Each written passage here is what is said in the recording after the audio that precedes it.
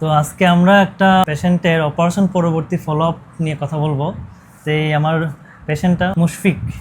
মুশফিক 14 বছরের ছেলে। তো মুশফিক, তুমি কি সমস্যা নিয়ে আসছিলা? কত এদিকে তাকায় এখন।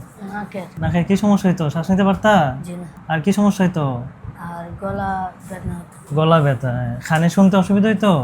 কানে শুনতে অসুবিধা হইতো। মুশফিক এই সমস্যাগুলো নিয়ে আইছিল, মেইনলি তার নাকে শ্বাস নিতে পারতো না, কানে শুনতে অসুবিধা হইতো এবং গলা ব্যথা হইতো। এই সমস্যাগুলো নিয়ে আইছিল আমাদের কাছে। তো পরীক্ষা নিরীক্ষা করে দেখলাম তার আসলে গ্রেড 4 এডিনয়েড এবং গ্রেড 3 টনসিল এবং কানে দুই কানের মধ্যেই পানি জমা আছে, এটা আমরা ওএমই বলি। তো তার আসলে এডিনয়েডের জন্য যে যে সমস্যাগুলো থাকার কথা সবগুলাই তার মধ্যে উপস্থিত আছে। তো এই জন্য তারা আমরা অপারেশন প্রথম দেখাতে অপারেশন সাজেস্ট করি এবং তার অপারেশন সাকসেসফুলি হয়। আমরা আধুনিক এন্ডোস্কোপি ক্যামেরার মাধ্যমে মাইক্রো ডিভাইডার দিয়ে তার এই অপারেশনটা সাকসেসফুল করি। আজকে 15তম দিনে সে ফলো আপে আসলো।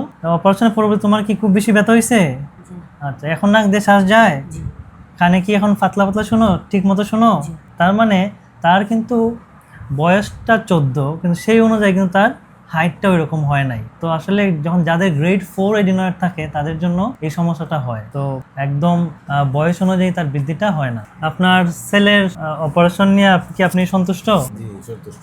আচ্ছা, আমরা আসলে আপনার সম্পূর্ণ চিকিৎসাটা করে দিলাম। আশা করি তার এই সমস্যা আর কোনো সময় হবে না। আসলে গ্রেড 4 এডিনয়েডের জন্য বা টনসিলের সমস্যা যদি থাকে, ওএমই যদি থাকে, টনসিল অপারেশনের একটা অন্যতম গুরুত্বপূর্ণ ইন্ডিকেশন হচ্ছে যদি এডেনয়েড সিমটোমেটিক হয়, মানে হচ্ছে শ্বাস বন্ধ হয়ে যায়, কানের মধ্যে যদি পানি জমে যায়, কানে শুনতে অসুবিধা হয়, তাহলে এডেনয়েড অপারেশন করাটাই সবচেয়ে পারফেক্ট সলিউশন।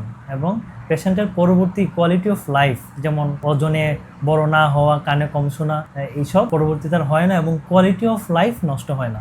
তো ধন্যবাদ সবাইকে।